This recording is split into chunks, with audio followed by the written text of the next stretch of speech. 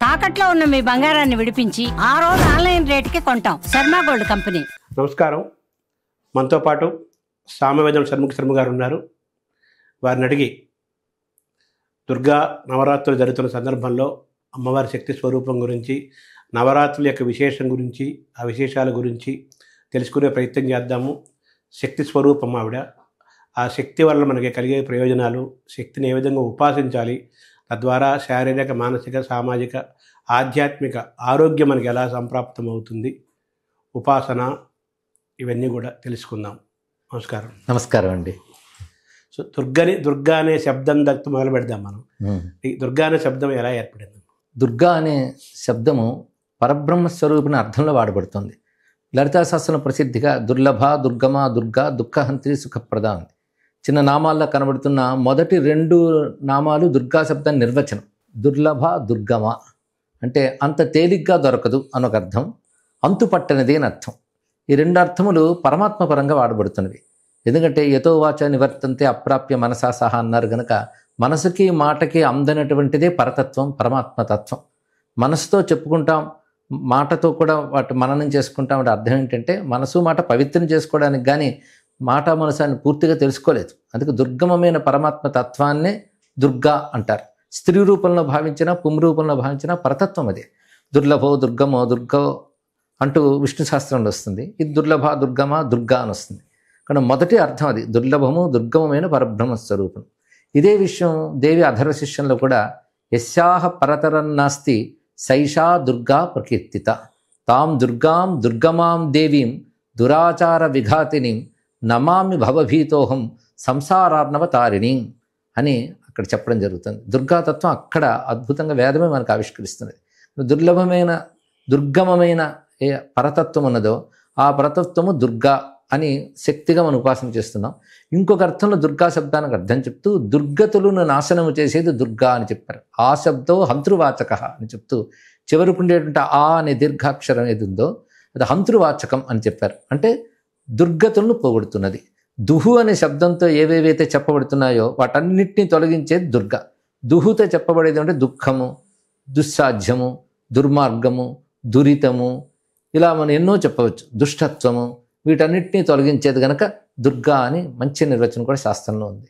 మూడవ నిర్వచనం దుర్గా అంటే ఆశ్రయ శక్తి అని చెప్పారు. దుర్గము అంటాం ఒక కోట. ఒక కోటలో ఉన్నవాడు దుర్భేద్యంగా ఉంటాడు, అంటే ఇతరులు ఎవరు అతన్ని దాడి చేయలేరు. అలాగా ఆ పరతత్వాన్ని, ఆ శక్తిని ఎవరు ఆశ్రయిస్తున్నారో వారు కూడా ఆ విధంగా రక్షణ పొందుతారు. కానీ దుర్గా అంటే రక్షణ శక్తి, ఆశ్రయ శక్తి అని కూడా అర్థం చెప్పుకోవచ్చు. తామాశ్రితానాం నవిపన్నరాణాం తామాశ్రిత యాశ్రయితాం ప్రయాంతి అంటే దుర్గా సప్తస్థులని వాక్యం ఇది. నిన్ను ఆశ్రయించిన వారే దేన్ని ఆశ్రయించాలో దాన్ని ఆశ్రయించినట్లు అని అద్భుతమైన మాటను తెలియజేశారు. ఇలా దుర్గా శబ్దాన్ని భావిస్తే ఇన్ని విశేషమైన అంశములు లభిస్తూ ఉంటాయి మనకి. అంటే దుర్గాదేవి యొక్క ఉపాసన వల్ల మానవులకి, ఈ లోకానికి కలిగేది ఏంటి? తర్వాత ఈ నవరాత్రుల సమయంలోనే ఎక్కువ దుర్గని ఉపాసన, దుర్గ గురించి నవరాత్రి వింటుంటాం కదా. ఆ 9 రోజులు ఉండే ప్రత్యేకత ఏంటి? ఏమైనా కొత్త శక్తి మనకు అందుతుందా ఉపాసన వల్ల?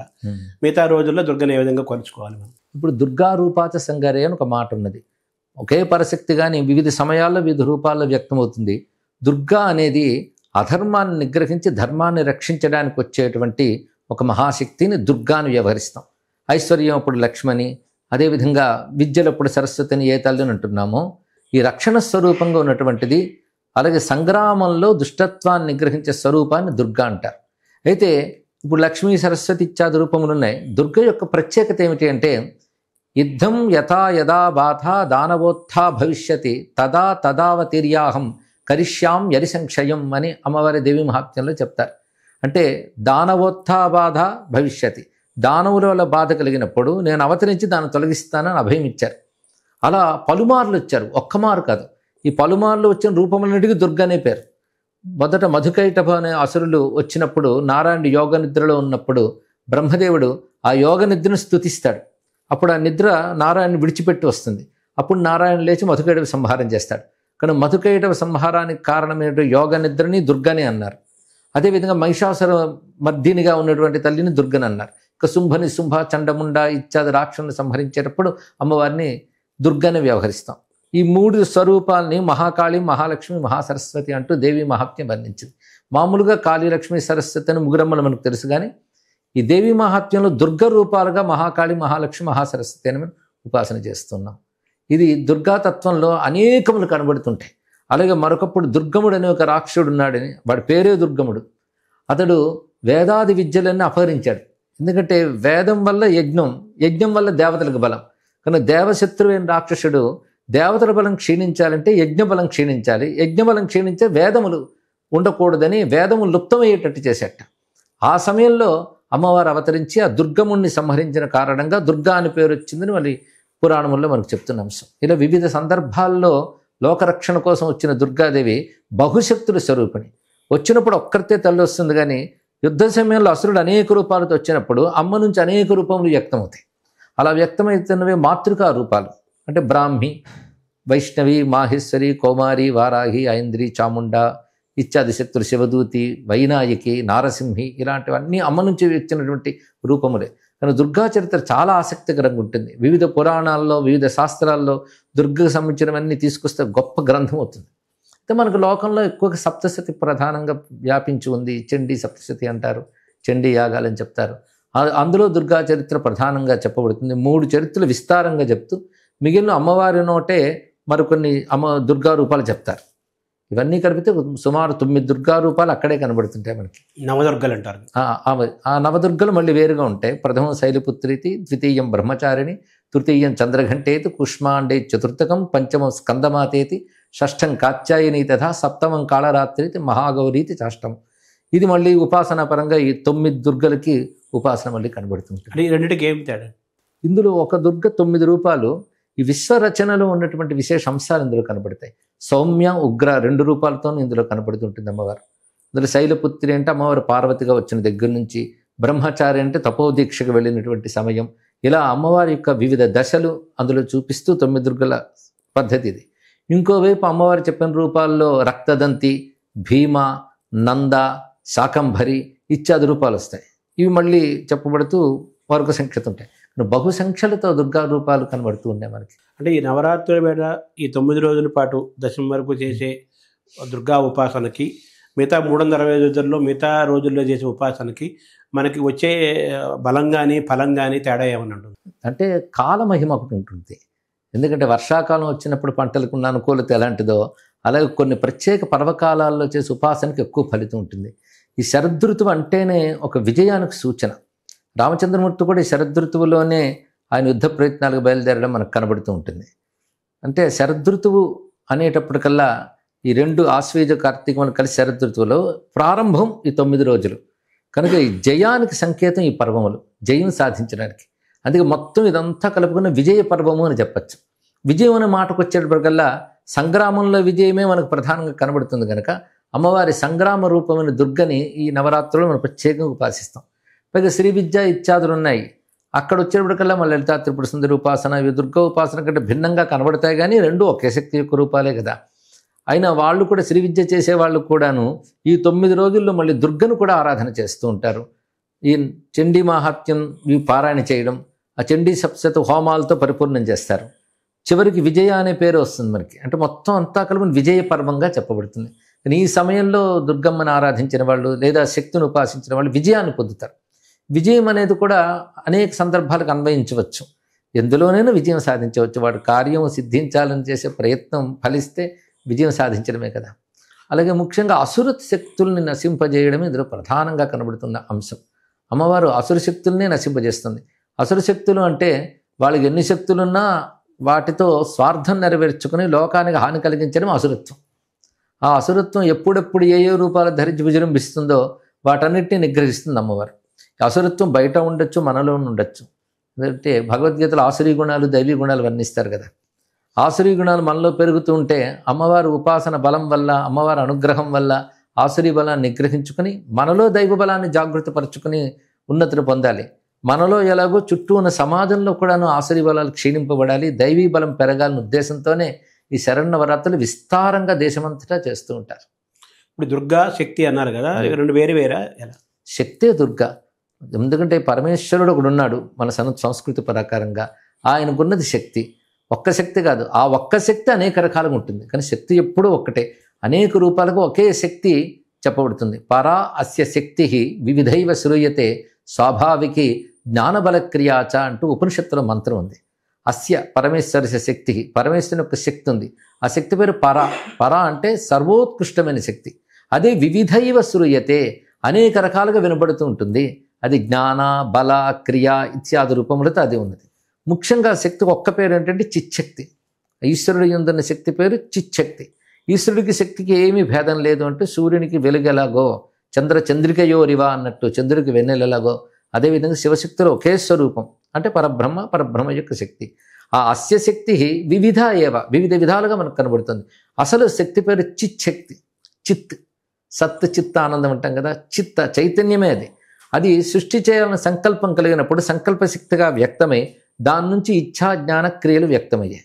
ఇచ్ఛాజ్ఞాన క్రియాశక్తులతో విశ్వం అంతా విస్తరిల్లుతుంటుంది. ఇందులో విశ్వంలో 2 రకాల రూపాలు ఉంటుంటాయి శక్తికి, సౌమ్య రూపాలు, ఉగ్ర రూపాలు. ఈ 2 శక్తి రూపాలే గనక అది ఎప్పుడు మనకు క్షేమంకరమే. మనలో ఉగ్ర రూపాలుగా అమ్మవారిని ఉపాసించడం కనబడుతూ ఉంటుంది. కానీ ఆ ఉగ్రత్వం అనేది మన లోకంలో చూసే అసురత్వం యొక్క స్వరూపం కాదు. అది దివ్యత్వం యొక్క ప్రకటనమే. అందుకే సౌమ్యాని యాని రూపాని త్రైలోక్యే విచరంతితే యాని చాత్యంత ఘోరాని తైరక్షాస్మాంస్తథాభువం అనే మంత్రం కనబడుతుంది. అంటే నీ సౌమ్య రూపంలో ఏమున్నాయో, నీ ఉగ్ర రూపంలో ఏమున్నాయో ఆ రెండిటితోనూ మమ్మల్ని ఈ భువనాల్ని రక్షించమ్మా అని దేవత ఋషులు ప్రార్థించినట్లు చూపిస్తున్నారు. కనుక శక్తే ఇన్ని రూపములుగా ఉన్నది. అందుకే దుర్గ గురించి కూడా చెప్తే ఒక మాట ఉన్నది. మేధాసి దేవి విదితాఖిల శాస్త్రసార దుర్గాసి దుర్గ భవసాగర నౌ రసంగా శ్రీహి కైటభారి హృదయేక కృతాధివాస గౌరీ త్వమేవ శశిమౌళి కృత ప్రతిష్ఠ. ఇందులో 3 అమ్మల్ని చూపించారు. మేధాసి అంటే సరస్వతిని చూపించడం, శ్రీ కైటభారి హృదయేక కృతాధివాస అంటే విష్ణు వక్షస్థలమునందున్న లక్ష్మీవు నువ్వే. అదేవిధంగా గౌరీ త్వమేవ శశిమౌళి ప్రతిష్ఠ, చంద్రశేఖరుని శరీరంలో ప్రతిష్ఠ అయ్యి ఉన్నటువంటి శక్తివి నువ్వంటూ ఈ 3 రూపాలతున్న దుర్గాసి, దుర్గగా నువ్వు ఉన్నావు. దుర్గ భవసాగర నవు రసంగా, ఇది మంచి మాట వేశారు. అంటే అతి కష్టమైనటువంటి సంసారం అనే సముద్రాన్ని దాటించే నౌక వంటి దానవు నువ్వు అన్నారు. అంటే దుర్గకు మరొక అర్థం తారిణీ శక్తి, అంటే దాటించేది అని అర్థం. ఇక్కడ దాటించడం అంటే ఇవాళ కష్టం నుంచి దాటించడం ఒకటైతే, సంసార సముద్రం నుంచి దాటించడం అంటే మోక్షం ఇవ్వడం. 2 అమ్మవారు చేస్తున్నారు. అంటే భుక్తి ముక్తి ప్రదాయని. ఈ విధంగా సంసారం నుంచి దాటించి ముక్తినిస్తోంది కనుక మోక్షస్వరూపిణి. ఈ నౌరసంగా అనే మాట చాలా గొప్పగా చెప్పారు. సంసార సముద్రం నుంచి దాటించే నౌక అంటే, నౌక సముద్రంలోకి ఎందుకు వస్తుందంటే కొట్టుకుపోతున్న వాళ్ళని కాపాడడానికి వస్తుంది తప్ప అది మునిగిపోవడానికి రావట్లేదు. కనుక మనల్ని అనుగ్రహించడానికి అమ్మవారు ఈ ప్రపంచంలో ఉన్నప్పటికీ ప్రాపంచిక వికారాలు అంటట్లేదుట. అందుకే అసంగా అని మాట వేశారు చక్కగా. ఇదే మనకి వేదముల్లో దుర్గాం దేవీం శరణమహం ప్రపంచే మంత్రంలోనూ సుతరసి తరసే నమః నావేవ సింధుం దురితాద్యగ్ని అని వేదమంత్రాల్లో కూడా దుర్గ గురించి చెప్తూ నావ ఎలా దాటిస్తుందో మనల్ని అలా దాటిస్తుంది అని. ఈ పేరుతోనే భవతారిణి అని అమ్మవారిని కొలవడం మనకు కనబడుతూ ఉంటుంది, సంస్థానం నుంచి దాటించేదే. కనుక తాం దుర్గాం దుర్గమాం దేవీం దురాచార విఘాతినీం నమామి భవభీతోహం సంసారార్ణవతారిణీం అంటుంది వేదం. సంసార సముద్రం నుంచి దాటించే ఆ తల్లిని నేను శరణు వేడుతున్నాను అని చెప్తున్నారంటే మోక్షకారిణి దుర్గ. ఇప్పుడు ఎన్నో నిర్వచనాలు, ఇప్పుడు ఇది కూడా కలిసింది అమ్మవారికి, తారిణీ శక్తి అని. ఇందాక మీరు ఇచ్ఛాశక్తి, జ్ఞానశక్తి, క్రియాశక్తి అన్నారు కదా. మన ఇచ్ఛాశక్తి, జ్ఞానశక్తి, క్రియాశక్తి స్వరూపిణి లలితా సహస్రనామంలో ఉంటుంది కదా. అంటే ఈ మూడింటిని మనం ఎలా తెలుసుకోవాలి సామాన్యుడు? ఇప్పుడు మామూలుగా ఎవరు పని చేయాలని ముందు ఇచ్చ ఉండాలి. ఆ ఇచ్చ నెరవేర్చుకునేటువంటి జ్ఞానం ఉండాలి. ఆ రెండింటినీ క్రియారూపంలో చూపిస్తేనే అప్పుడు పూర్ణత్వం కనిపిస్తున్నది. ఒక వ్యక్తికి ఇది అవసరం. అలాగే ఈశ్వరుడు కూడా జగద్రచన చేసేటప్పుడు ఈ జగద్రచనకి కావలసిన సంకల్పం ముందు ఆయనకు కలిగింది. అదే వేదంలో కూడా ఉపనిషత్తుల్లో స అకామయత అంటాడు. అదేవిధంగా ఐచ్ఛత అని 2 మాటలు వస్తాయి. అంటే ఆయన సంకల్పించాడు అని. అయితే మనకి ఇచ్చ వేరు, జ్ఞానం వేరు, క్రియ వేరు. కొందరు ఇచ్చ ఉండొచ్చు కానీ జ్ఞానం లేకపోవచ్చు, 2 ఉన్నా వనరులు లేకపోవచ్చు. కానీ ఈశ్వరుడికి ఆ శక్తి అన్నీను, ఆ ఒక్క శక్తిలోనే ఇచ్చ ఉంటుంది, జ్ఞానం ఉంటుంది, క్రియ ఉంటుంది, ఏదైనా అందులోనే ఉంటుంది. కానీ ఈశ్వరుని యొక్క ఇచ్ఛాశక్తిని సత్యకామ సత్య సంకల్ప అని ఉపనిషత్తు చెప్తుంది. అంటే పరమేశ్వరుడి యొక్క కామ సంకల్పాలు, అంటే సృష్టి చేయాలన్న కామమైనది, అది సంకల్ప రూపంలో వచ్చినప్పుడు దానికి ఒక లక్షణం ఉంది, సత్యం. సత్యం అంటే అమోఘం అని అర్థం. అమోఘంగా ఫలించి తీరుతుంది. అలాంటి ఇచ్ఛాశక్తి అనేది. కనుక ఇచ్ఛాశక్తితో ఉన్న ఈశ్వరుడినే మనం ఉపాసిస్తున్నాం. ఇచ్ఛాశక్తి లేని ఈశ్వరుడు అంటే కేవలం నిరామయ తత్వం. ఆ తత్వం ఉపాసనకు సంబంధించింది కాదు. ఉపాసన శక్తితో ఉన్నప్పుడు ఉపాసన అవుతుంది. అందుకే మాయాశబల బ్రహ్మమే ఉపాసనకి అంటారు. మాయా అంటే శక్తి అని అర్థం ఇక్కడ. ఆ శక్తి అంతుపట్టనిది కనుకనే మాయా అనే వ్యవహారం కూడా మనం చెప్పుకోవచ్చు. అలాంటి ఈశ్వరుడు యొక్క శక్తే ఇచ్ఛాజ్ఞాన క్రియాది రూపాలతో ఉన్నది. లలితలో ఏం చెప్తున్నామో అదే దుర్గలో కూడా చెప్తున్నాం.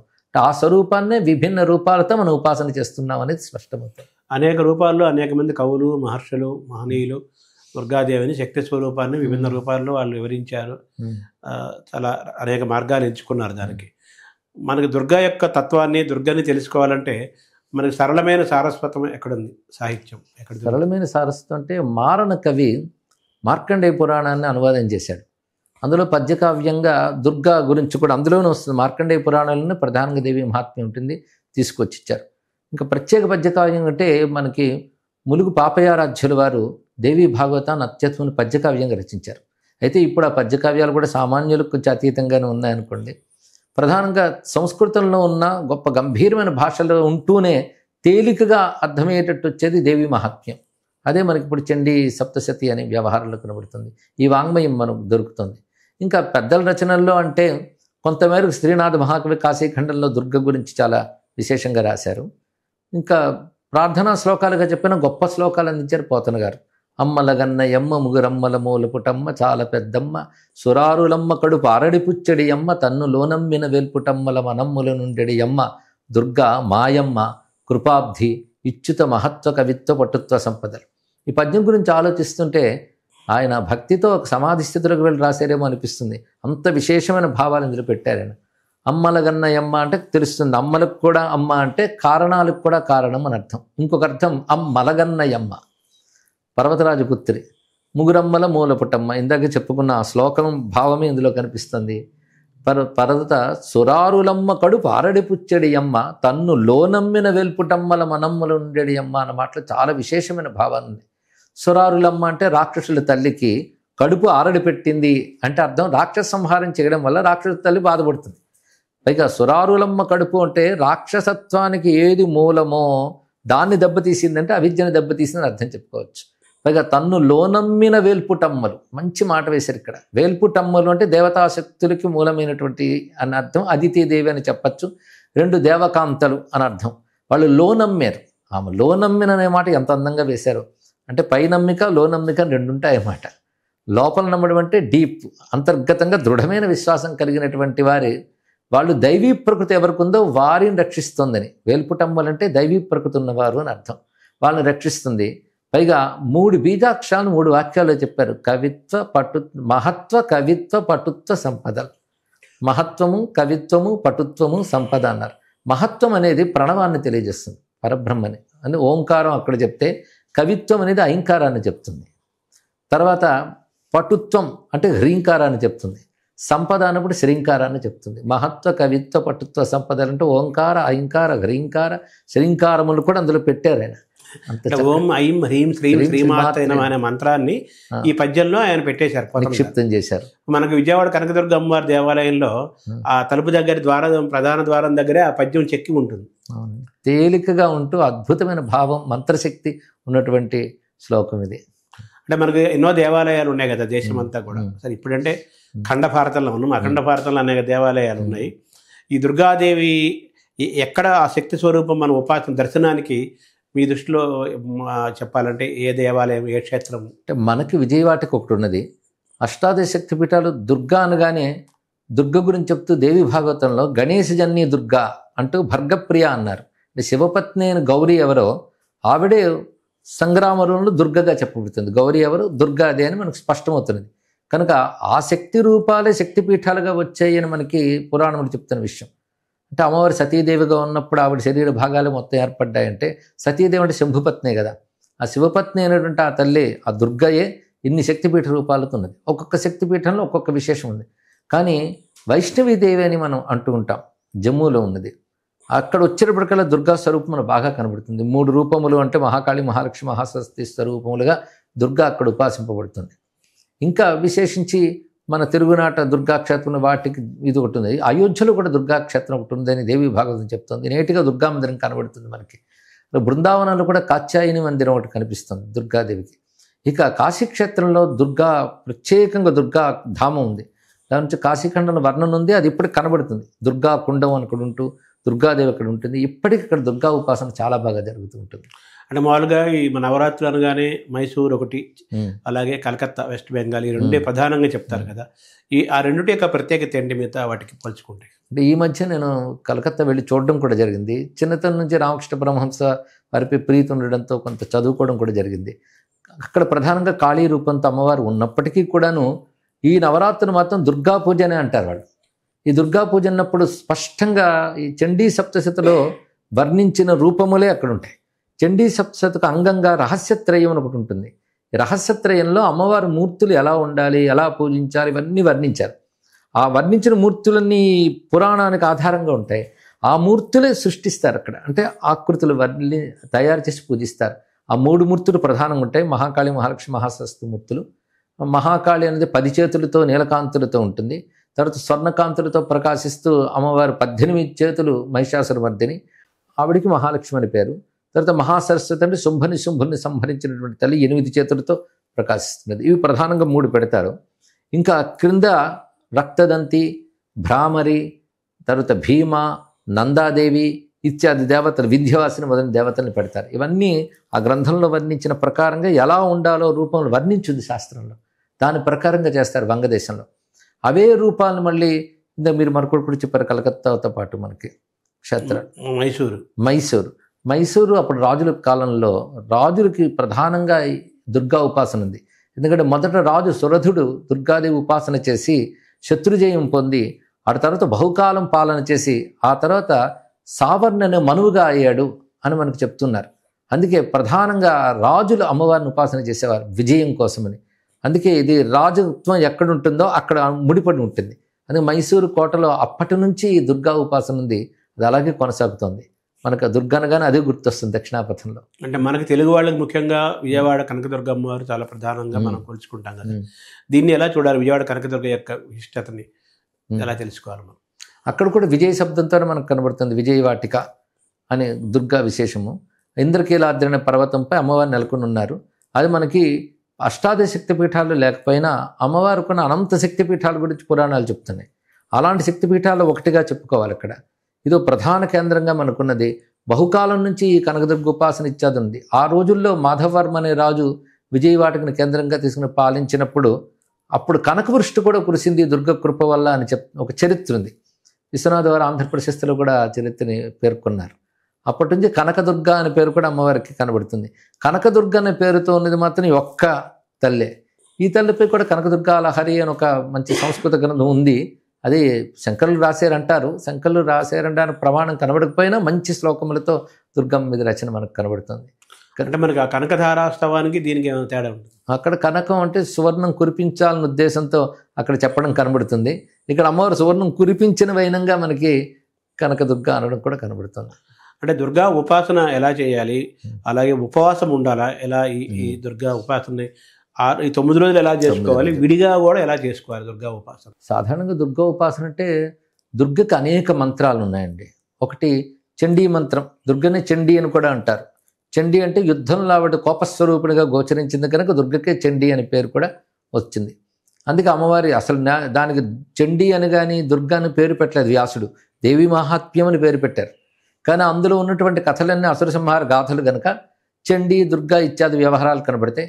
అలాగే బయట లోపల బాధించే శక్తుల్ని తొలగించాలంటే ఆ నామాలతో అమ్మవారిని పిలవడమే చాలా విశేషం. అందుకే ఈ దుర్గ ఉపాసన ఎలా చేయాలంటే ఒకటి చండీ మంత్రం తీసుకుని ఉపాసన చేయడం ఒకటి, దానికి అంగముగా ఈ సప్తశతి పారాయణ చేస్తుంటారు. ఇవి కాకుండా దుర్గా మంత్రములు ఎన్నో కనబడుతున్నాయి మంత్రశాస్త్రంలో. దీపదుర్గా, శూలిని దుర్గా, శాంత దుర్గా ఇత్యాది మంత్రములు కనబడుతున్నాయి. కొన్ని బీజాక్షర సహితంగా ఉంటాయి, కొన్ని వేదవాక్యములే మంత్రాలుగా కనిపిస్తాయి. దుర్గాం దేవీం శరణమహం ప్రపద్య అదొక మంత్రంగా చేయడం కనబడుతుంది. ఇవి కాకుండా దుర్గా నామస్మరణ అనేది అదే పెద్ద మహామంత్రం. దుర్గా నామమే ఒక మంత్రంగా చేసుకోవచ్చు, నారాయణి మంత్రం లాగా. అలాగే అది ఉపాసనలు ఉపదేశాలు లేకుండానే భక్తిగా స్వీకరించి శ్రీ దుర్గాయే నమః దీన్ని మనం అధిక సంఖ్యలో జపం చేస్తే దాని ఫలితాన్ని కూడా పొందవచ్చు. ఇంకా దీనికి అనుబంధంగా దుర్గానామాలు కొన్ని శాస్త్రాల్లో ఉన్నాయి. ఆర్య, దుర్గా, గౌరీ, వేదగర్భ, అంబిక, భద్ర, భద్రకాళి ఇత్యాది నామములు ఉన్నాయి. ఇవన్నీ కూడా జపం చేసుకోవచ్చు. దుర్గా అష్టోత్తర శతనామాలు లభిస్తున్నాయి. దుకారంతో దుర్గా మంత్రం దుమ్ దుర్గాయ నమః అని కూడా ఉన్నది. అయితే గురుముఖత ఇవి తీసుకుని బీజాక్షరం ఉందంటే గురుముఖత ఉండవలసిందే, నామమంత్రాలు మనం భక్తిగా అమ్మవారిని నమస్కరించి జపం చేసుకోవచ్చు. అందుకే దుర్గాయే నమః అనే మాట చాలా విశేషమైన మంత్రంగా చెప్పుకోవాలి. అందుకే దుర్గే స్మృత హరసి భీతిమశేష జంతో స్వస్థై స్మృత మతిమతీవ శుభాం దదాసి అంటారు. స్మరించినంత మాత్రమనే ఎవరికైనా భయాలను పోగొట్టేది దుర్గా అనే నామం. దుర్గా అని ఒక్క నామం గురించి కూడా పురాణాలు గొప్ప కథలు చెప్పారు. అందుకే దుర్గా స్మరణ చాలా విశేషమైనటువంటి అంశం. అందుకే ఆ నామము జపం చేసుకోవచ్చు. ఇక అమ్మవారికి సంబంధించిన స్తోత్రవాంగ్మయం చాలా ఉన్నది, వాటిని పఠనం చేసుకోవచ్చు.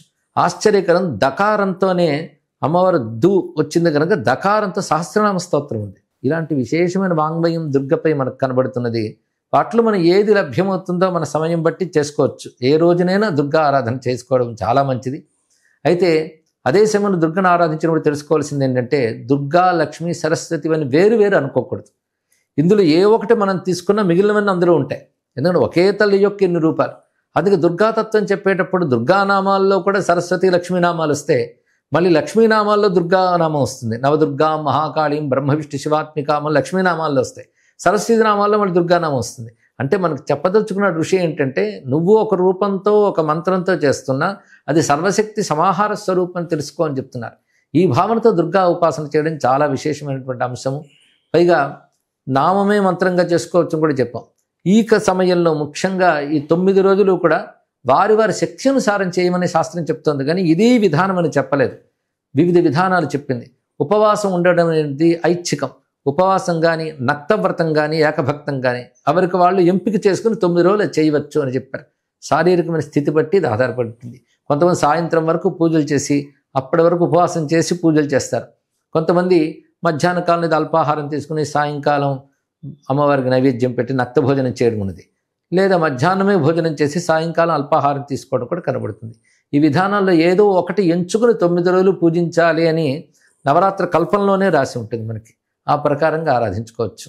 అంటే ఇప్పుడు ఈ మధ్యకాలంలో బాగా వినపడుతున్నమాట చండీ హోమం చేస్తున్నాం, చండీ అంటున్నారు కదా, అది ఏంటంటే కలియుగంకి ఏమన్నా సంబంధం ఉందా చండీ అనేది ఎలా చూడాలి? ఒకటి కలవు చండీ వినాయకు అనే మాట ఉన్నది. కలియుగంలో చండీ ఉపాసన, వినాయక ఉపాసన శీఘ్ర ఫలం, పూర్ణ ఫలం ఇస్తాయి అని చెప్పారు.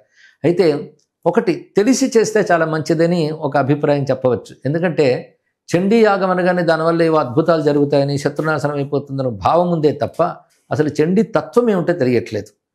చండీ, దుర్గా అనే నామములకు అసలు తత్వం ఏంటంటే పరమార్థ జ్ఞానం పొందాలి, దానికి ఒక సాత్వికమైన జీవనం ఉండాలి, అది బోధిస్తుంది. అమ్మ దేవతను రక్షిస్తుందంటే సాత్విక గుణాలను రక్షిస్తుంది. అందుకే మనలో అటువంటి సాత్విక గుణాలు పెంపొందాలి. సాత్విక సాధన, తాత్విక చింతన ఉండాలి. ఇది చాలా ప్రధానమైనది. చండీ తత్వం తెలియాలంటే దేవీ మహాత్మ్య గ్రంథమే మనకు అద్భుతంగా కనబడుతుంది. అందులో చెప్తున్నవన్నీ కూడా గొప్ప ఉపనిషత్ మర్మాములు చెప్పబడుతున్నాయి. కథ ప్రారంభంలోనే సురథుడు అనే ఒక రాజు, సమాధి అనేటువంటి ఒక వ్యాపారి, వీరు ఉభయులు కూడా జీవిత వ్యవహారంలో దెబ్బతిని ఆ రాజు శత్రువుల చేత ఆక్రమింపబడి బలహీనుడవుతాడు. ఇతడు సొంత పిల్లలే అతన్ని ఇంటి నుంచి తరిమి కొడతారు వ్యాపారిని. వారు ఉభయులు ఒక ఋషి ఆశ్రమంలో కలుసుకుంటారు. వాళ్ళిద్దరూ మాట్లాడుకున్నది చూస్తూ ఉంటే సంసారంలో అన్ని మనం కోల్పోయాం, నా వాళ్ళు అనుకున్న పిల్లలు కూడా నన్ను వంచన చేశారు అని అంటాడు సమాధి. అప్పుడు సురథుడు చెప్తాడు, నీ పిల్లలు నిన్ను కాదనుకుంటే నువ్వు కూడా కాదనుకోవచ్చు కదా అంటాడు. వినడానికి బాగుంది కానీ అలా అనుకోలేకపోతున్నాం, ఏదో తెలియని ఒక మోహం నన్ను కమ్ముతోంది అంటాడు. నాకు అదే బాధ. మన ఇద్దరు ఏం చేయాలంటే మన ఇద్దరు అనుకోవడం ఎందుకు, ఇక్కడ మహర్షి ఉన్నాడు ఆయన ఆశ్రయిద్దామని సుమేధ అని మహర్షిని ఆశ్రయిస్తారు. అప్పుడు సుమేధ అమ్మవారి తత్వాన్ని బోధిస్తాడు. అంత అద్భుతమైన ప్రారంభం చూడండి ఇక్కడ. ఇది ఎలాంటిదంటే ఉపనిషత్తుల్లో వైరాగ్యం కలిగినటువంటి వాడు బ్రహ్మనిష్ఠుడైనటువంటి గురువుని ఆశ్రయించాలి, ఆయన ద్వారా బ్రహ్మ విద్య పొందాలి అన్నదే ఇందులో ఆరంభంలో అదే కనబడుతుంది. అప్పుడు ఆయన అమ్మవారి గురించి చెప్తాడు. ఆ తల్లి 2 రూపాలతో ఉంటుంది. లోకంలో వారి కర్మలను అనుసరించి అమ్మవారి యొక్క ప్రవర్తన ఉంటుంది. అందరినీ అవిద్యలో ముంచి సంసారంలో తిప్పుతున్నది ఆ తల్లే. ఆశ్రయించిన వారికి అవిద్య పోగొట్టు ముక్తినిచ్చేది ఆ తల్లే. కానీ బంధమోక్షకరీ విద్య, బంధిస్తున్నది ఆ తల్లి, మోక్షం ఇస్తున్నది ఆ తల్లి, వారి వారి కర్మలను అనుసరించి. అందుకే అటువంటి తల్లిని ఆశ్రయించితే మోహం నుంచి బయటపడతారు అని ఉపదేశిస్తే వాళ్ళిద్దరూ అమ్మవారిని ఉపాసన చేస్తారు గురువు ద్వారా మంత్రం తీసుకుని. చివరికి ఫలితం ఏమిటంటే అమ్మవారు వచ్చినప్పుడు ఆ రాజు అంటాడు, నాకు పోయిన రాజ్యం కావాలంటాడు. వెంటనే ఆ రాజ్యం ఇస్తాను, బహుకాలం పాలిస్తావు, తర్వాత నువ్వు మనువు అవుతావు అని చెప్పి 8వ మనువు సావర్ణి అవుతావు అని అమ్మవారు చెప్తుంది. నీకేం కావాలని అడుగుతుంది సమాధిని. అతను అంటాడు, అమ్మ ఈ జీవితం నిస్సారం తెలిసింది, నాకు జ్ఞానాన్ని మోక్షాన్ని ప్రదానం చేయంటే వెంటనే జ్ఞానం మోక్షం ఇస్తుంది. అంటే ఒక కథలో 2 వృత్తములు చెప్పాడు. ఇద్దరు ఉపాసించింది ఒకే అమ్మవారిని, కానీ ఇద్దరు జీవ లక్షణాలు వేరు. అందుకే అమ్మవారు ఇచ్చింది ఇతనికి ఐహికమైన ఫలములు ఇచ్చింది, అతడు మోక్షాన్ని ఇచ్చింది. అంటే రెండూ ఇవ్వగలదు అమ్మ. అదే భుక్తి ముక్తి. భుక్తి అంటే ఐహికమైన ఫలములు, ముక్తి అంటే మోక్షం, రెండూ ఇస్తోంది. ఒక్క కథ ద్వారా ఎంత అందమైన భావం చెప్పారు. ఈ భావం తెలుసుకుంటే చండీ చేస్తున్నంతసేపు భక్తిభావం మనలో ఉత్పన్నమవుతుంది. అలా చేస్తే చాలా మంచిది. ఎలాగైనా చేస్తున్నారు మంచిదే, కానీ ఇంత సద్భావం, ఇది పరమార్థ విద్య. ఒక భగవద్గీత ఎంత జ్ఞానాన్ని మనకు అందిస్తుందో ఈ చండీ విద్య కూడా అంతే జ్ఞానాన్ని మనకి ఇస్తున్నది. ఇక చండీ అనే మాటలో మనకు అర్థం ఏంటంటే, మనం ప్రచండ సూర్యుడు అంటాం, చండభానుడు అంటూ ఉంటాం. చండ అంటే శక్తి అంతా తీవ్రంగా కనిపించినప్పుడు చండ అవుతాం. అలా అమ్మవారి శక్తి సంపూర్ణంగా వ్యక్తమైతే దాన్ని మనం చండీ అనే భావంతో తీసుకోవాలి. అలాంటి పరాశక్తి ఉపాసన, పరబ్రహ్మ ఉపాసనే, అది జ్ఞానస్వరూపంగా కూడా ఉన్నది. ఈ దృష్టితో మనం చండీ ఆరాధన చేసినట్లయితే ఆ దుర్గాదేవి ఇహము పరము రెండు ప్రసాదిస్తుంది. మామూలుగా తక్కువ మంది మాత్రమే ఈ ఆధ్యాత్మిక సాధన, మీరు అనుకున్న మోక్షము, ఒక రకమైన యోగ మార్గము, ధ్యాన మార్గంలో ఉంటారు. ఎక్కువ మంది ఐహికంగా వాళ్ళకి ఏదో చదువులు రావాలనో, చదువులో ఉద్యోగాలు రావాలనో, ఐశ్వర్యం సంపాదించాలనో, వ్యాపారం బాగా జరగాలనో, లేకపోతే వ్యాధులు పోవాలనో, ఏదో పెళ్ళిళ్ళు జరగాలనో, జీవితం చాలా ఆనందంగా ఉండాలనో ఎక్కువ మంది ఇందులోనే ఉంటారు కదా. సో మీరు అన్నట్టుగా ఐహికము, మన అలౌకికము, లౌకికము, అలౌకికము రెండూ కూడా జరుగుతాయి ఈ ఉపాసన ద్వారా. అదే ఆ కథలో, ఆ స్తోత్రాల్లో అదే కనబడుతుందండి. అందులో ఏం చెప్తాడంటే, ఎవరైనా అభీష్ట సిద్ధి కోరి నిన్ను ఆశ్రయించినట్లయితే, లేదా భయాలతో లోనై భయం నుంచి బయటపడాలని నిన్ను ప్రార్థించినట్లయితే అది ఇస్తావు. అదేవిధంగా వివేకవంతులైనటువంటి వాళ్ళు, వారికి జ్ఞానాన్ని, మోక్షాన్ని కూడా ఇస్తావు నువ్వు వారి సంస్కారములు బట్టి అని రెండూ చూపిస్తారు అందరూ. కనుక రెండూ ఇవ్వగలదు. ఐహిక వాంఛలతో ఉన్నవారు అమ్మవారిని ఆరాధించుకోవడం చాలా మంచిది. అలా ఆరాధిస్తే ఏం జరుగుతుందంటే, ఒకటి వాళ్ళు గుర్తుపెట్టుకోవాల్సింది, ఐహికమైన వాంఛ ధర్మబద్ధమై ఉండాలి. ఇది చాలా ప్రధానమైనది. అలాంటి వాంఛలతోనే రాక్షసులు తపస్సులు చేశారు, ఐహిక వాంఛలతో. మరి రాక్షసులకి దేవతలకి తేడా ఏమిటంటే, వాళ్ళు ధర్మబద్ధమే లోకక్షేమాన్ని కోరుతూ అమ్మవారిని ఆరాధించారు. ఈ రాక్షసులు రెండూ లేకుండా చేశారు. అందుకే అమ్మవారిని కోరికలతో ఆశ్రయించడం కూడా చాలా మంచిది. లేకపోతే అమ్మవారిని కాక ఇంకెవరిని అడుగుతాం. కానీ అదే సమయంలో ధర్మబద్ధమైన అని పెట్టుకోవాలి. ధర్మబద్ధమైనటువంటి వాంఛలు అమ్మవారి తీర్చి, తద్వారా క్రమంగా వివేక వైరాగ్యాలు వస్తాయి. మొదటే రావు, ముందే వివేక వైరాగ్యాలు తెచ్చుకుంటే ఎవరు ఆరాధన చేయరు. మీరు చెప్పినట్లు ఐహికమైన వాటికి చేస్తారు, కానీ ఐహికమైన వాటితో ధర్మబద్ధంగా అమ్మవారిని ఆశ్రయించినట్లయితే క్రమక్రమంగా ఆ కోరికలు తీరుతూనే చిత్తం శుద్ధమై వివేక వైరాగ్యాలు కలిగి మోక్షకాంక్ష కూడా అప్పుడు ఉత్పన్నమవుతుంది. అంటే మీరు దుర్గా నవరాత్రి అవగానే విజయదశమి వస్తుంది, అదైనా కొన్ని రోజులకే దీపావళి కూడా వస్తుంది. సో ఈ రెండింటి సమన్వయంగా మనం ఈ రోజుల్లో మనం ఎలా ఉండాలి, ఏం చేయాలి, ఏం చేయకూడదు, అసలు ఆశ్రయం అంతా కూడా మన శక్తి ఆరాధనగానే చెప్పుకోవాలండి. అందులో ప్రధానంగా విజయ పర్వం అని ఇందాకే చెప్పుకున్నాం. ఈ విజయం కూడా 2 రకాలు, అంతర్గత శత్రువులను జయించడం, బాహ్య శత్రువులను జయించడం. ఈ 2 జయిస్తేనే పూర్ణ ఫలం వస్తుంది కనుక జయా విజయ అని 2 పేర్లు పెట్టారు. ఇది అంతర్గత బహిర్గత శత్రువుల్ని నిర్మూలించడము, జయించడము. ఈ రెండింటి స్వరూపాన్ని అపరాజిత అంటారు. అంటే పరాజయం లేని తల్లి అని. ఆ తల్లిని ఉపాసిస్తారు విజయదశమి నాడు. పైగా దశమి ముహూర్తాన్ని, ఆశ్వయుజ దశమిని విజయాతిథి అంటారు. విజయ ముహూర్తం, ముహూర్తం యొక్క పేరే విజయ. అందుకే విజయదశమి అనే వ్యవహారంలో మనకు వచ్చింది. కానీ ఆ సమయంలో చేసేది అపరాజిత పూజే, విజయపర్వం. ఆ తర్వాత మనకి అమావాస్య, దీపావళి అమావాస్య వస్తుంది. మన వైపు వద్ద తెలియదు, కానీ ఇందాక చెప్పినట్టు అస్సాము, తర్వాత ఒరిస్సా, బెంగాల్ ప్రాంతాల్లో దీపావళి ముందు కొన్ని రోజుల ముందు నుంచి కాళీ ఆరాధన చేస్తారు. ఆ చతుర్దశి నాటి రాత్రి, అంటే నరక చతుర్దశి అని మనం ఏదైతే అంటామో, ఆ రోజున కాళీ విగ్రహాలు, మనకి ఎలాగైతే వినాయక చవితి పండాల్సి పెడతారో అలా కాళీని పెడతారట. కాళీదేవిని ఆరాధన చేస్తారు. అంటే కృష్ణపక్షం వచ్చింది కదా, అప్పుడు కాళీ ఆరాధన జరుగుతుంది. పైగా చతుర్దశి నాటి రాత్రికి, అంటే అమావాస్య ముందు రోజు రాత్రికి కాళరాత్రి అని పేరు, అమావాస్యకి మహారాత్రి అని పేరు. ఇవి కూడా మళ్ళీ దేవి మహత్యం వస్తాయి. కాళరాత్రి, మహారాత్రి, మోహరాత్రి, చదారుణ అంటాడు ఇక్కడ. కాళరాత్రి చతుర్దశి, మహారాత్రి దీపావళి అమావాస్య, మళ్ళీ 2 అమ్మవారితోనే అనుబంధం. అటు కాళీని చతుర్దశి నాడు ఆరాధిస్తూనే అమావాస్య నాడు మహాలక్ష్మి ఆరాధన చేస్తారు, దీపలక్ష్మి ఆరాధన ఇత్యాదులు చేస్తుంటారు. కానీ ఈ మాసమంతా శక్తిమయంగానే మనకు గోచరిస్తూ ఉంటుంది. కార్తీకం కూడా వచ్చేస్తాం, కార్తీకం వెంటనే వస్తుంది. సో ఇవన్నీ కూడా ఆధ్యాత్మిక సాధనకి గొప్ప రోజులు. తర్వాత మీరు చెప్పినట్టుగా ఇలా ఉపాసించి ధర్మబద్ధంగా కోరుకుంటే, మనం కోరుకునే కోరికలో ధర్మం ఉంటే అమ్మవారి యొక్క కటాక్షం ఉంటుంది, అన్నీ జరుగుతాయి అనేది మనం అండర్లైన్ చేసుకోవాలి. అయితే ఈ ఉపాసన చేయలేని వాళ్ళు, ఈ మంత్రాలు చదవలేని వాళ్ళు, మామూలుగా రొటీన్గా జీవించే వాళ్ళు ఎలా దీన్ని ఈ అమ్మవారి యొక్క ఆశీస్సులు పొందాలి? చాలా మంచి మాట చెప్పారు. అమ్మవారు ప్రధానంగా భక్తిప్రియ భక్తిగమ్య, పైగా స్మరణ, భక్తి స్మరణ. భక్తి అంటే ప్రేమపూర్వకమైన ఒక సద్భావం అమ్మవారి పట్ల ఉంటే చాలు. వాడు జపాలు చేయొచ్చు, పూజలు చేయొచ్చు, చేయలేకపోవచ్చు. అమ్మవారిని తలంచుకోగానే మనసు ఆర్ద్రమవగలిగేటువంటి ఒక ఆశ్రయ బుద్ధి, ప్రేమ బుద్ధి ఉంటే తప్పకుండా అమ్మవారి అనుగ్రహం లభిస్తుంది. ఎక్కడున్నా ఎప్పుడున్నా ఎలా ఉన్నా స్మరించుకోవచ్చు. అందుకే శంకరులు ఒక మాట అంటారు, భవానీ భవానీ భవానీ త్రివారం ఉదారం ముదా సంతతం ఏ జపంతి నశోకం నమోహం నలోభం న దుఃఖం యథా కదాచిత్ కథంచిత్ కుతశ్చిత్ జనానం. ఎవరైనా ఎక్కడైనా ఎలాగైనా ఎప్పుడైనా భవానీ భవానీ భవానీ అనుకుంటే చాలు, వాళ్ళకి శోకము మోహము లోభము దుఃఖము లేకుండా ఉంటాయమ్మా అని చెప్పారు ఇక్కడ. ఎవరైనా అమ్మవారి నామస్మరణతో ధరించుకోవచ్చు. మన సంస్కృతిలో గొప్పతనం అదే. చేయదలుచుకున్న వాళ్ళకి కఠిన నియమాలతో కూడిన ఉపాసనలు ఉన్నాయి. ఏమీ లేకుండా అమాయకమైన ప్రేమతో ఉంటే నామస్మరణతోనే ఎక్కడున్నా తలంచితే చాలు తరించిపోతాం. అలాంటి మార్గంలో మనకు పెద్దలు చెప్పారు. అవి కొంచెం భావపూర్వకంగా చేస్తే అద్భుతమైన ఫలితం వస్తుంది. భావానికి ఖర్చు పెట్టక్కర్లేదు, సమయము అక్కర్లేదు, మనసు అంతే. అందుకే భవానీ భావనాగమ్య అన్నారు. అవును, మామూలుగా సామాన్యులు, అన్ని సామాజిక వర్గాలు, అన్ని వయసుల వాళ్ళు, అన్ని రంగాల వాళ్ళు, నిరక్షరాస్యులు అందరికీ కూడా మంచి జరగాలి, అందరూ ఆనందంగా సుఖంగా ఉండాలి అంటే మీరు ఈ ఉపాసనలో ఈ దైవ ఆధ్యాత్మిక వాతావరణంలో మీరు సూచించేది ఏంటి? అయితే అమ్మవారి కథలు, మన దుర్గమ్మ కథలు చూస్తూ ఉంటే అతి సామాన్యులు అమ్మవారి భక్తులు కనబడుతూ ఉంటారు. రాజులు ఒకవైపు, పండితులు మరొకవైపు. ఇందాక చెప్పినటువంటి సామాన్యమైన ఒక వ్యాపారి కూడా అమ్మవారిని ఉపాసించి తరించిపోయిన వైనంగా చూపిస్తారు ఇక్కడ. అంటే ఒక అధికారం ఐశ్వర్యం ఉన్న రాజు ఒకవైపు, ఒక వ్యాపారం చేసుకునేటువంటి వాడు ఒకవైపు, ఇద్దరు అమ్మవారి భక్తులు కాగలిగారు. అయితే అమ్మవారికి ప్రధానంగా భక్తి ప్రధానం. భక్తి మన ప్రవృత్తి నుంచి వస్తుంది కనుక ఒక విశ్వాసంతో కూడి ఆశ్రయిస్తే దాని పేరు భక్తి అని నిర్వచనం. దుర్గాదాస్ అని ఒక కథ చెప్తూ ఉంటారు. ఆయన ఒక గాజుల వ్యాపారి. అంటే ఆ రోజుల్లో గాజులు మలారం వేసుకుని ఇంటింటికి వెళ్ళి అమ్మేటువంటి వ్యాపారి. ఆయనకు తెలిసింది ఒకటేట, ఎప్పుడు దుర్గా దుర్గా దుర్గా అనడమే అలవాటు. పొద్దున్న లేచి దుర్గాదేవికి నమస్కారం చేసుకుని తన వ్యాపారంలోకి తను వెళ్తాడు. వెళుతున్నంతసేపు ఎప్పుడు దుర్గను స్మరిస్తూనే ఉంటాడు. ఊళ్ళో వాళ్ళందరూ ఆయనకి దుర్గాదాస్ అని పేరు పెట్టేశారు. అసలు పేరు ఆయన మర్చిపోయాడు.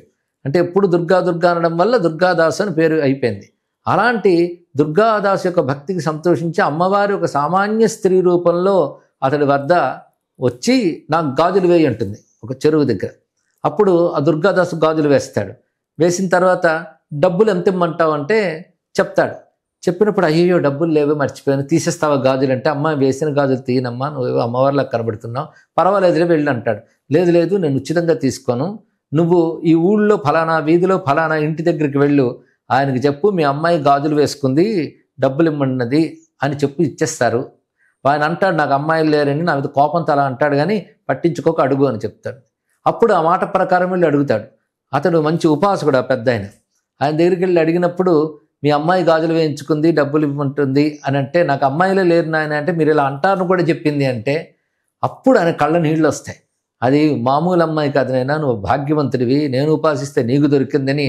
ఎక్కడుంది అమ్మాయి అంటే ఇద్దరూ కలిసి పరిగెత్తుకు వెళతారు. మళ్ళీ అక్కడ ఉంటుందేమో చెరువు దగ్గర, కనబడదు. ఇద్దరికి కన్నీళ్ళు వస్తూ ఉంటాయి. అక్కడ అమ్మని తలుచుకుంటూ ఇద్దరు, అమ్మ నాకు కనబడలేదు, నిన్న ఉపాసన చేసిన ఇతరికి కనబడ్డావే అని అంటూ ఉంటే, అమ్మ కనబడి నిన్ను పోల్చుకోలేకపోయాను మరొకసారి రా అమ్మ అని ఇతడు. ఇద్దరు విలిపిస్తుంటే ఆ చెరువులోంచి గాజులు వేసుకున్న రెండు చేతులతో వచ్చి అమ్మవారి ఇద్దరిని తను ఐక్యం చేసుకున్న కథ చెప్తూ ఉంటారు ఇక్కడ. ఆ దుర్గాదాస్ అత్యంత సామాన్యుడే. కనుక మన సంస్కృతిలో గొప్ప విశేషం ఏంటంటే అతి సామాన్యులు కేవలం శుద్ధమైన భక్తితో అమ్మవారిని కొలిచి తరించిపోయారు. దాని పెద్ద పెద్ద ఉపాసనలు, పెద్ద పెద్ద దీక్షలు ఏమీ అక్కర్లేదు. వాళ్ళ పని వాళ్ళు చేసుకుంటే అమ్మవారిని తలంచుకుంటే చాలు. అలా తలంచుకోవడానికి కావాల్సిన నామావళి మనకు చాలా చాలా విశేషంగా లభిస్తున్నాయి. అందుకే ఆ దుర్గా అంటే ప్రధానంగా కరుణామయి, కరుణాస్వరూపం. అమ్మవారి రూపం అంటేనే కరుణ. కరుణ లేకపోతే రూపం ఎందుకు తీసుకుంటుందా తల్లి? ఏ రూపము లేనటువంటి చిచ్చక్తి ఒక నామంతో ఒక రూపంతో వ్యక్తమైందంటేనే మనం అనుగ్రహించడానికే స్వీకరించింది. అందుకే జగత్రాతుం శంభోర్ జయిత కరుణ కాచి దరుణ అంటారు ఆదిశంకర సౌందర్య లహరిలో. జగత్తును రక్షించడం కోసం ఈశ్వర కారుణ్యం ఒక రూపం ధరించింది, అదే అమ్మవారి రూపం. ఈ అందమైన వాక్యాన్ని మూక కవి కూడా కారణపరచిద్రూప కాంచీపుర సిమ్ని కామపీఠగత కాచన విహరితి కరుణ కాశ్మీర స్తబక కోమలాంగలత. ఇందులో అమ్మ పేరు పెట్టలేదు. కాంచీపురంలో ఒక కరుణ తిరుగుతోంది అన్నాడు అంతే. అంటే అమ్మవారిని కరుణనే చెప్పారు ఇక్కడ. ఆ కరుణా స్వరూపిణిగా అమ్మవారిని చూపిస్తూ ఆ తల్లి గురుమండల రూపిణి గుండి మనం అనుగ్రహిస్తుందని చండీ శబ్దం వాడుతూ ఆ మహానుభావుడు ఒక మాట అంటాడు. కుండలి కుమారి కుటిలే చండి చరాచర సవిత్రి చాముండే గుణిని గుహారని గుహ్యే గురుమూర్తే త్వాంనమామి కామాక్షి అంటూనే ఇందాక మీరు చెప్పిన ఇంత దుర్గా ప్రస్తావనలో ఆ మూక కవి అద్భుతమైన ఒక పద్యం చెప్పాడు. ప్రణత జనతాపవర్గ కృత రణసర్గ ససింహ సంసర్గ కామాక్షి ముదిత భర్గ హత రిపువర్గ త్వమేవ సా దుర్గా. ఇక్కడ అపవర్గ అంటే మోక్షస్వరూపిణి నువ్వు. ప్రణత జనత అపవర్గ, నమస్కరించిన వారికి మోక్షస్వరూపంగా అనుగ్రహిస్తున్నావు. కృత రణసర్గ, యుద్ధంలో వచ్చిన తల్లే దుర్గన్నాం కదా. ససింహ సంసర్గ, ఇక్కడ సింహం అనే మాటకు ఇంకో విశేషం ఏంటంటే అమ్మవారి సింహవాహనం దుర్గా విషయంలో చాలా ప్రత్యేకమైన స్వరూపం. అంటే అమ్మవారి ఆలయాల్లో కూడా సింహం ఉంటుంది. ఇక్కడ సింహాసనేశ్వరి. ఈ సింహం కూడా అనేక దేవతా శక్తులతో ఉంటుంది. అమ్మవారి ఉపాసనలో సింహ నమస్కారం ఒకటి చెప్పారు. మామూలుగా నంది శివునికి, గరుత్మంతుడు విష్ణువుకి చెప్తారు, అమ్మవారికి సింహం చెప్తారు. కానీ ఈ సింహానికి కూడా మంత్రం ఉంది. శ్రీ మహాబలాయ సింహాయ నమః అనే మంత్రంతో సింహానికి నమస్కరించుకున్న విజయం లభిస్తుందట. అమ్మవారి యుద్ధంలో సింహం యొక్క క్రీడ కూడా చాలా చూపిస్తారు. కానీ ఆ సింహవాహినిగా అమ్మవారిని ఇక్కడ మనం భావన చేస్తున్నాం. అటువంటి ఆ తల్లి ససింహ సంసర్గ కామాక్షి ముదిత భర్గ హత రిపువర్గ త్వమేవ సా దుర్గా. భర్గుడిని అంటే శివుని ఆనందింపజేసినటువంటి తల్లి రిపువర్గాన్ని, శత్రువర్గాన్ని పోగొడుతుంది. శత్రువులు అంటే ప్రతికూలతలు అని అర్థం. ఇక్కడ మనల్ని ఎదగనివ్వకుండా అడ్డుకుంటున్న శక్తులు లోపల ఉండొచ్చు, బయట ఉండొచ్చు, గుణాల రూపంలో, స్వభావాల రూపంలో ఉండవచ్చు. అలాంటి శత్రు సంహారణగా దుర్గనకి చూపిస్తాడు మూక కవి. అక్కడ కామాక్షిదేవి దుర్గగా భావన చేశాడు. అందుకే అంతా ఒకే శక్తిని చెప్పడంలో విశేషం. కానీ ప్రధానంగా ఈ 9 రోజులు మాత్రం దుర్గా అనే భావమే ప్రధానంగా మనకు కలుగుతూ ఉంటుంది, ఎన్ని రూపాలతో ఉపాసించినప్పటికీ. అంటే మీరు దుర్గా అంటే కరుణ, కాంచి మీరు కూడా కరుణ అన్నారు కదా, కరుణాం కరుణాతరంగితాక్షి అంటారు కదా, దాని అర్థం కూడా అదే. అవును, అరుణవర్ణమే కరుణకు సంకేతం అని చెప్పారు. కరుణా తరంగితం, తరంగితం అంటే ఆగకుండా అమ్మవారి నుంచి కన్నుల నుంచి అలా కరుణ వస్తూనే ఉందిట. ఈ కరుణే రకరకాల శక్తులతో లోకాన్ని కాపాడుతుంది. కానీ లోకంలో మనం చూస్తున్నవన్నీ అమ్మ కారుణ్యమే, ఆ కరుణ తప్ప మరొకట్లేదు. అమ్మక దయ అంటే ఆ మాట కంటే అమ్మే దయ అని ఇంకా బాగుంది ఇక్కడ. కానీ అమ్మ యొక్క దయ కంటే దయే అమ్మ స్వరూపంగా ఉంటూ లోకాన్నంతటి అనుగ్రహిస్తుందని కరుణాస్వరూపంగా అమ్మవారిని దర్శించాలి. అటువంటి దయామయి శుద్ధమైన నిష్కపటమైన భక్తికే సంతోషిస్తుంది. అందుకే నాకేమీ తెలియదమ్మా అని శరణు వేయడమే గొప్ప తెలివి.